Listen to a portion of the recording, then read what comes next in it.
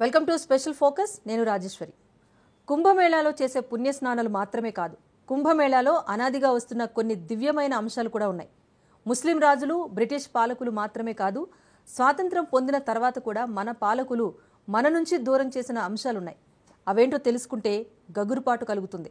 భారతదేశ ప్రజాస్వామ్యాన్ని ఇంత పక్షపాతంతో నింపేశారా అనే ఏవగింపు కలుగుతుంది. 450 ఏళ్లు విదేశీ పాలకులతో పాటు 70 ఏళ్ల పాటు స్వదేశీ పాలకులు తొక్కిపెట్టిన అంశాలేంటి?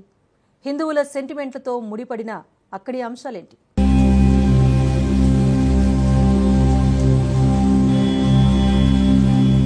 ప్రయాగ్రాజ్కు ప్రళయాంతపు చరిత్ర.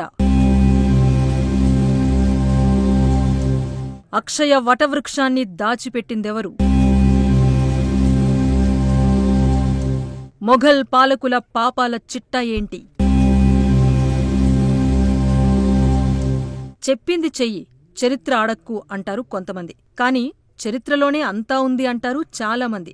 ఏ పోరాటమైనా, జాతులన్నీ ఉనికి కోసం చేసే ఆరాటమైనా చరిత్రలోనే దాగున్నాయి. కుంభమేళా సాక్షిగా హిందువులకు శతాబ్దాలుగా జరుగుతున్న అన్యాయమేంటనేది తెలుసుకున్న కొద్దీ ఇంకా తెలుసుకోవాలనిపిస్తోంది. అందులో అన్నింటికన్నా ఆసక్తికరమైన అంశమేంటంటే, ప్రయాగ్రాజ్లో కుంభమేళా జరిగే స్థలంలో ఉన్న ఊడల మర్రి చెట్టు కహాని. ఈ ఊడల మర్రి చెట్టునే అక్షయ వటవృక్షంగా పేర్కొంటారు. ఈ అక్షయ వటవృక్షానికి ఎందుకా పేరొచ్చింది? హిందువులకు ఉన్న సెంటిమెంట్స్ ఏంటి? ఆ చెట్టుకు ఉన్న పౌరాణిక ప్రాశస్త్యమేంటి? విశ్వ హిందూ పరిషత్ ఏర్పాటులో ఈ ఊడల మర్రికి ఉన్న ప్రాధాన్యమేంటి? ఈ అంశాలన్నీ ప్రజలను రోమాంచితం చేసే పౌరాణిక చారిత్రక గాథలుగా చెబుతారు.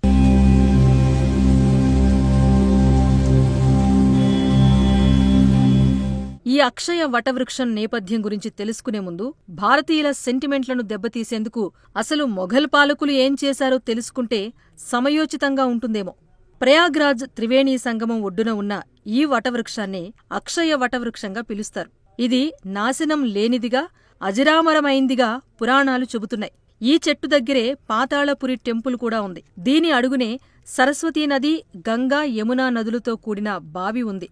ఆ బావి గుండానే సరస్వతి అంతర్వాహినిగా ప్రవహిస్తుంది అంటారు.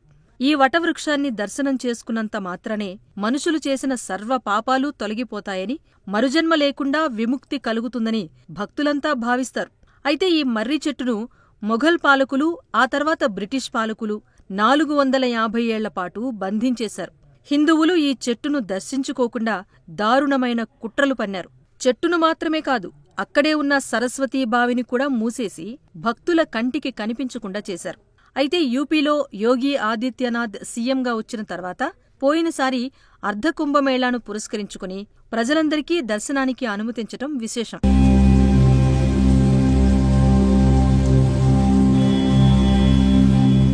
త్రేతాయుగంలో సీతారామ లక్ష్మణులు అడవిబాట పట్టినప్పుడు గంగానది దాటిన తర్వాత ఈ చెట్టు నీడలోనే సేద తీరారంట. ఆ చెట్టు కిందకు చేరగానే సీతమ్మకు ఎంతో ఓపిక వచ్చిందంట. ఎంతో ప్రాణశక్తి పుంజుకున్నట్టుగా అనిపించింది అని పురాణాలు చెబుతున్నాయి. తనకు మరుజన్మ లేకుండా చెయ్యాలని సీతమ్మ ఆ చెట్టు కిందనే కోరుకుందంటారు. ఈ చెట్టు వేళ్లు పాతాళలోకం దాకా ఉన్నాయని పురాణాలు చెబుతున్నాయి. భూలోకాన్ని పాతాళలోకంతో కనెక్ట్ చేసేది ఈ చెట్టు వేళ్లేనని చెబుతారు. ఈ చెట్టు సమక్షంలో ఎవ్వరు మరణించినా వారికి మరుజన్మ ఉండదని అనేక పురాణాలు ఈ వటవృక్షం గురించి చెబుతున్నాయి. అందుకే అనాదిగా ఈ చెట్టు కిందనే పెద్దలకు పిండ ప్రదానాలు చేసే సాంప్రదాయం ఏర్పడిందంట. ప్రళయకాలంలో శ్రీమహావిష్ణువు సర్వచరాచర సృష్టి బీజాలను ఒడిసిపట్టుకుని బాలముకుందుడి అవతారంలో ఈ చెట్టు ఆకులపైనే 6 నెలలపాటు ఉన్నాడంట. ప్రళయం ముగిసిపోయి జలాలన్నీ ఇంకిపోయిన తర్వాత తన దగ్గరున్న సృష్టి బీజాలతో మళ్లీ సృష్టి రచన చేశాడు అని హిందూ పురాణాలు చెబుతున్నాయి. అందుకే ఈ చెట్టును హిందువులంతా మహామహిమాన్వితమైందిగా భావిస్తారు. దాన్ని దర్శించుకునేందుకు పోటీ పడతారు. దాని చుట్టూ ప్రదక్షిణలు చేస్తారు. ప్రళయకాలపు సాక్షీభూతంగా ఉన్న చెట్టు కనుక తమకు కూడా మరణ భయం ఉండదన్న భావనతో పులకించిపోతారు. అందుకే ఈ ఊడల మర్రి చెట్టుపై నాటి మొఘల్ పాలకులు కక్ష కట్టారు. హిందువుల సెంటిమెంట్లను చిదిమేసే కుటిల యుక్తితో ఈ చెట్టు మీద పగబట్టారు.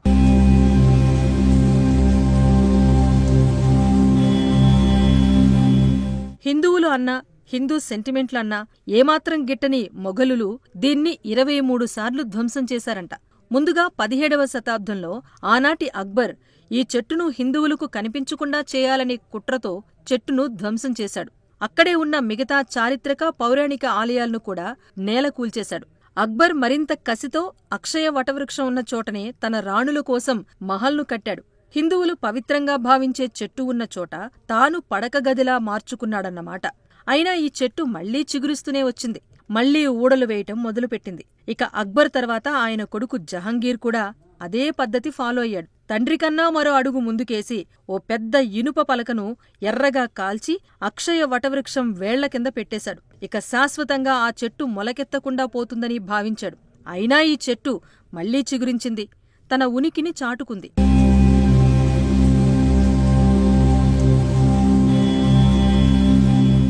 ఇక ఆ తరువాతి తరంలో వచ్చిన మొఘల్ పాలకుడు ఔరంగజేబు మరింత క్రూరంగా వ్యవహరించాడంట.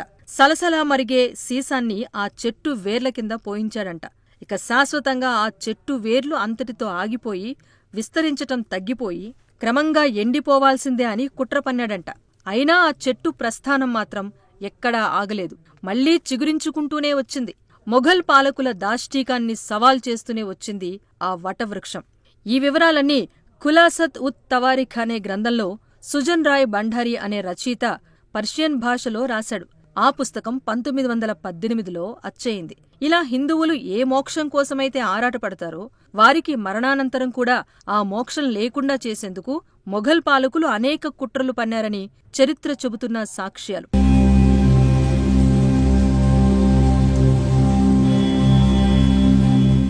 హిందువుల పట్ల మొఘలుల ట్రీట్మెంట్ అలా ఉంటే ఇక బ్రిటిష్ వారు కూడా అదే పద్ధతి ఫాలో అయ్యారు. దేశ పాలనా పగ్గాలు వారి చేతుల్లోకి వెళ్లిపోయాక ఆ స్థలంలో మళ్లీ హిందువుల అలికిడే లేకుండా చేయాలనే దుర్బుద్ధితో అక్కడ ఆర్మీ క్యాంప్ పెట్టేశారు. అక్కడి వటవృక్షాన్ని, సరస్వతీ బావిని ఎవ్వరూ దర్శించుకోకుండా మూసివేశారు. బ్రిటిష్ హయాంలో పరిస్థితి అలా ఉంటే భారత స్వాతంత్ర్యం తర్వాత మన స్వదేశీ పాలకులు కూడా అదే పద్ధతి ఫాలో అవటం గమనార్హం. వటవృక్షం, సరస్వతీబావి ఉన్న స్థలాన్ని ఆయుధాగారంగా మార్చేశారు.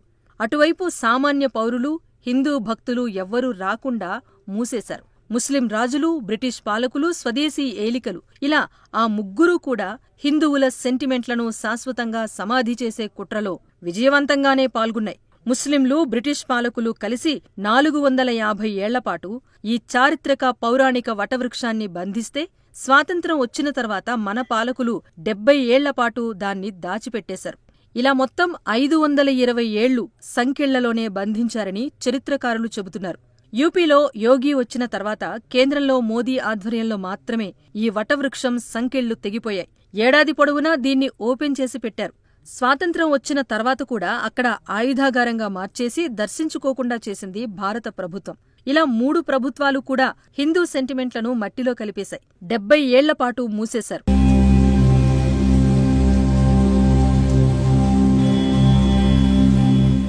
భారతీయ పురాణాల్లో ఈ చెట్టు గురించి ఇంకో గాథ కూడా ఉంది.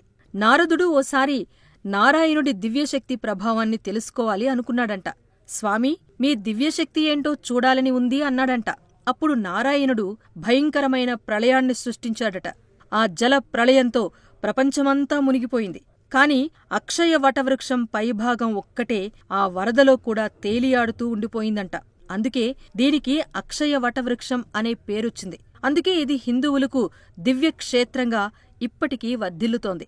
ఇంతటి చారిత్రక పౌరాణిక నేపథ్యం ఉంది కనుకే విశ్వహిందూ పరిషత్ దాని లోగోగా ఇదే వటవృక్షాన్ని చేర్చుకున్నారు. అంతేకాదు, మరో పౌరాణిక గాథ ప్రకారం గరుత్మంతుడు తన తల్లి బానిసత్వాన్ని తొలగించేందుకు ఎంతో కష్టపడి అమృత బిందువులను సేకరించాడు. ఆ గాథ చోటు చేసుకుంది కూడా ఇక్కడే. అందుకే భారత స్వాతంత్ర సంగ్రామం కోసం అనేక హిందూ సంస్థలు ఇక్కడే వ్యూహరచనలు చేయటం ఆనవాయితీగా వచ్చింది. అలాంటి వాటికి విరుగుడుగానే బ్రిటిష్ పాలకులు భారతీయులు ఇక్కడ గుమిగూడకుండా అనేక ఎత్తులు వేశారు. ప్రతి కుంభమేళాలో విశ్వహిందూ పరిషత్, అటు అఖాడాలు, ఇలా అన్ని హిందూ సంస్థలు ఈ సమాజానికి అవసరమైన తీర్మానాలు ప్రవేశపెడుతూ నిర్ణయాలు తీసుకుంటూ హిందూ ధర్మ పరిరక్షణ కోసం పనిచేస్తున్నాయి. ఈ వటవృక్షానికి ఇంత పెద్ద చరిత్ర ఉంది కనుకనే కుంభమేళాతో ఈ ప్రదేశం దేదీప్యమానంగా వెలుగులీనుతూ వస్తోంది.